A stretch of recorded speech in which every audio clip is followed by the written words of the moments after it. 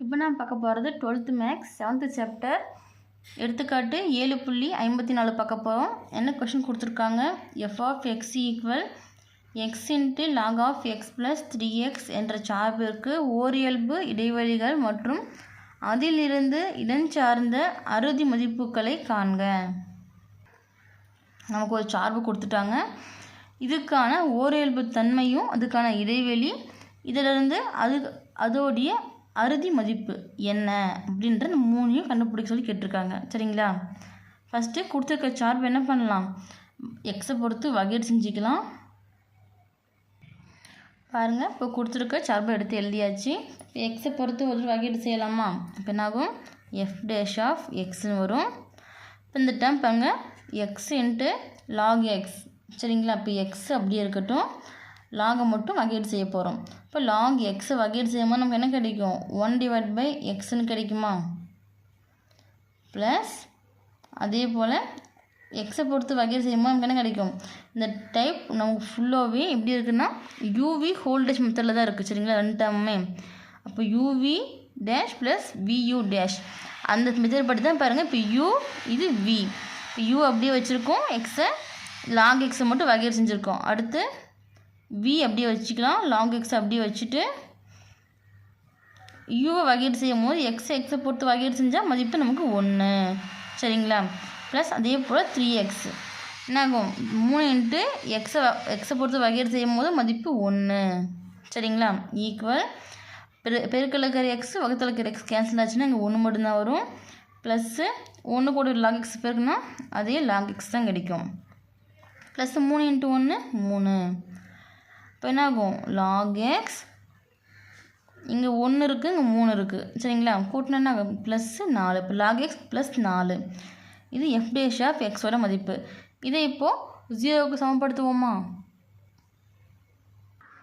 இப்போ F dash of X equal 0க்கு சமப்படுத்தலாமா?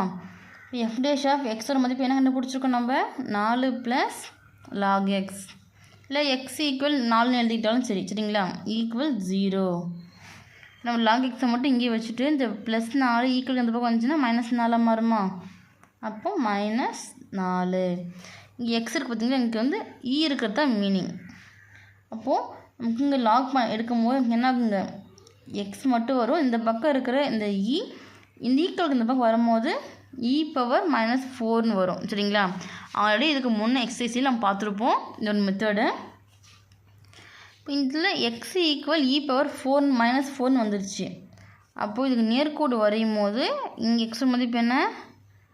e⁻⁴ சென்டரில் வந்துடும், அப்படியே வந்துடும். பட் இந்த பக்கம் பாருங்கள், கண்ணை மூடிட்டு இங்கே -∞ +∞ போடக்கூடாது. என்ன நமக்கு பாருங்கள், கொஷினில் கொடுத்துருக்கிற எஃப் ஆஃப் எக்ஸ்ன்ற சார்புலேயும் லாக் இருக்குது.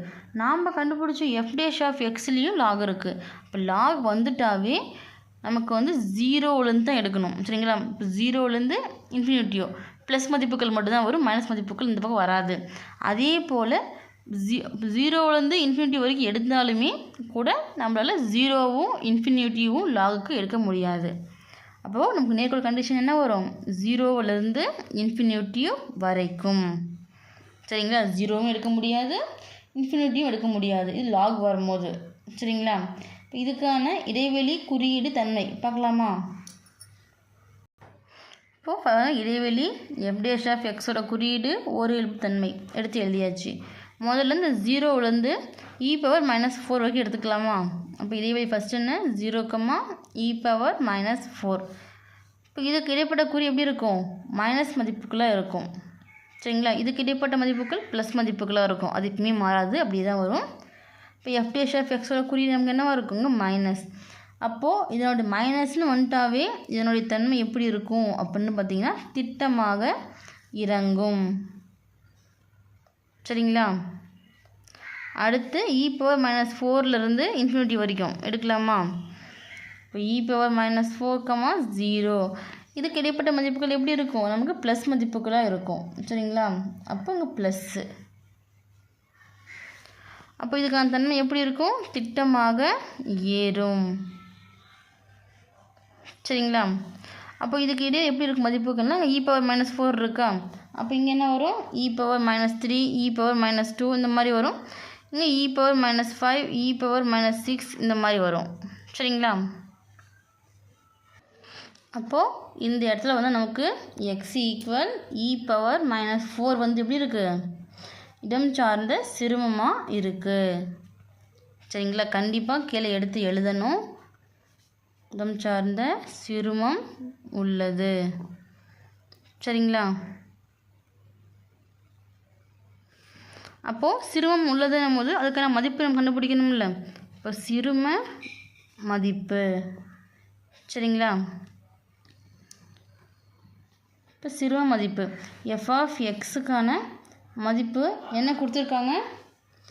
x × log of x + 3x. இங்கே என்ன மதிப்பு கண்டுபிடிச்சிருக்கோம்? எக்ஸுக்கு e பவர் -4. இங்கே பிரதியீடு செய்யலாமா? f(e பவர் -4) ஈக்குவல் எக்ஸுக்கு பதில் e power -4 × log of e power -4 + 3 × எக்ஸுக்கு பதில் e பவர் -4. சரிங்களா? ஈக்குவல் இப்போ இது சுருக்கும் போது பாருங்க e பவர் -4 இங்கே அப்படியே வந்துடும். இந்த இடத்துல மடக்கை விதியை பயன்படுத்தும் போது இங்கே அடுக்கில் இருக்கிற -4 அடுக்கு கீழே முன்னே எடுத்து எழுதுவோமா? -4 முன்னே வந்துடும். -4 × log of e. எப்பயுமே இந்த லாக் கீழே ஒரு e இருக்கிறது அர்த்தம். சரிங்களா? Plus 3 × e power -4. சரிங்களா? ஈக்குவல் என்ன பண்ணலாம்? இந்த -4 முன்னே கொண்டு எழுதிக்கலாமா? -4 × e பவர் -4. log of e-யோட மதிப்பு என்ன? 1. இப்போ 1 ப்ளஸ் 3 × e பவர் -4. அடுத்து 1 கூட பெருக்கும் போது சேம் அதே மதிப்பு தான் கிடைக்கும். -4 e power -4 plus 3 × e power -4. இங்கே பாருங்கள் -4 e பவர் -4 இருக்குது. இங்கே ப்ளஸ் 3 × e பவர் -4 இருக்குது. -4ல் 3 கழிச்சிட்டா -1 ஏன்னா பெரிய கணக்குறி மைனஸ். இங்கே என்ன வரும்? -e பவர் -4 மட்டும் வரும்.